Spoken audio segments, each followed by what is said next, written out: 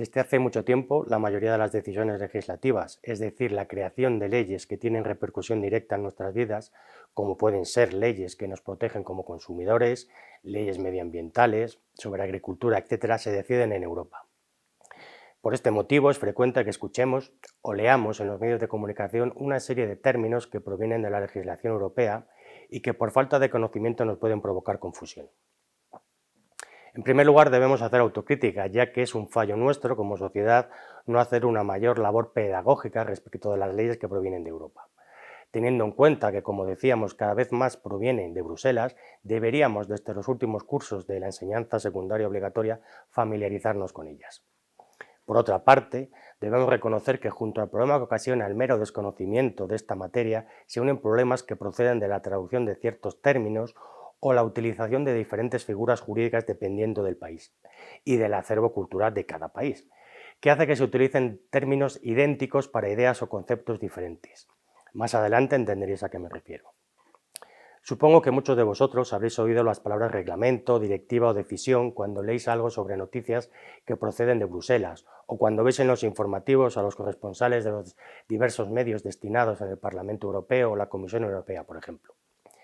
Si os conectáis a la página web oficial de la Unión Europea, os informarán que estos tres términos constituyen los distintos tipos de actos legislativos mediante los que se pretenden alcanzar los objetivos que se prevén en los tratados de la Unión Europea. La diferencia entre unos y otros radica en su fuerza vinculante. ¿Qué significa su fuerza vinculante o si son vinculantes?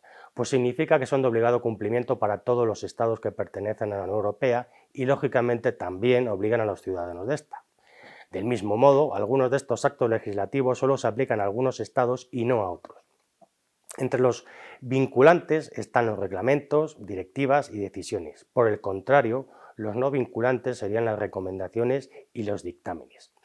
Por orden de importancia, de mayor a menor, teniendo en cuenta su capacidad de vincular, es decir, de obligar, nos encontramos con el reglamento, que son los actos legislativos con mayor fuerza vinculante, ya que son de obligado cumplimiento desde el mismo momento de su publicación en el Boletín Oficial de la Unión Europea.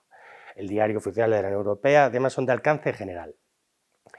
Y aquí se da uno de los problemas que, como avanzamos, crean confusión, porque en nuestra legislación nacional también existe un tipo de acto legislativo que se denomina reglamento, pero resulta que en nuestro ordenamiento interno el valor de los reglamentos es muy inferior, hasta el punto de que se considera que el reglamento ni siquiera son leyes, porque estas serían las leyes orgánicas y las leyes ordinarias, y estarían por debajo en orden de importancia a estas, siguiendo los mismos reglamentos simplemente para desarrollar, es decir, para explicar los detalles de las leyes.